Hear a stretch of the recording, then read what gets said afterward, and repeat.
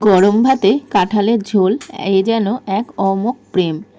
আজকে তোমাদের জন্য নিয়ে চলে এসেছি কাঁঠালের একটা অসাধারণ রেসিপি।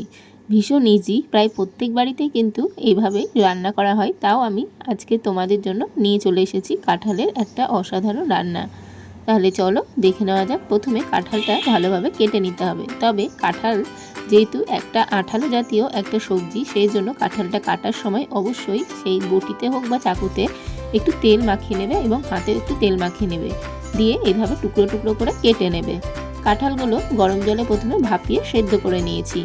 এইবার কড়াইতে তেল গরম করে একটু গরম মশলা, তেজপাতা, শুকনো লঙ্কা ফোড়ন দিয়ে কয়েক টুকরো আলু ভেজে তুলে নিয়েছি।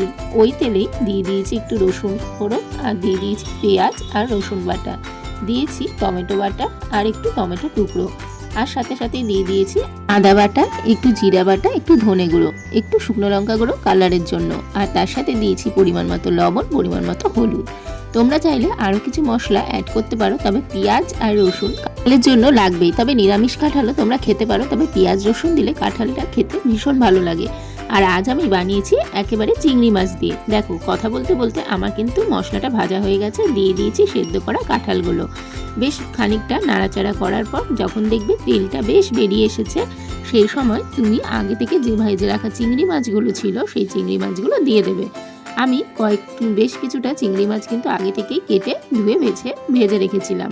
সেই চিংড়ি মাছগুলো দিয়ে আবারও ভালোভাবে কিন্তু কাঁঠালটা আমি নেড়ে চেড়ে নিয়েছি, যতক্ষণ না আরও কিছু মশলা একটু ভাজা ভাজা হয়ে যায়। দেখো, এইবার দেখো তেলটা কতটা সুন্দর বেরিয়েছে, আর কালারটাও কিন্তু ভীষণ সুন্দর এসেছে। তোমরা কে কোথা থেকে আমার রেসিপি রান্নাগুলো দেখো তা কিন্তু অবশ্যই কমেন্টস বক্সে জানিও। আর আমার রান্নাগুলো তোমাদের কেমন লাগে তা কিন্তু জানাতে তোমরা ভুলো না, কারণ তোমাদের একটা কমেন্টস আমাকে কিন্তু আরও বেশি উৎসাহ আর একটু অনুপ্রেরণা দেবে। এরপর আমি সামান্য পরিমাণে দিয়েছি পোস্ত, মগজ আর একটু কাজু বাদাম বাটা। তোমরা চাইলে একটু বেশি পরিমাণে দিতে পারো, তবে আমি যাতে মশলার যে টেস্ট সেই টেস্টটা থাকে সেই জন্য কিন্তু আমি একেবারে দিয়ে দিয়েছি।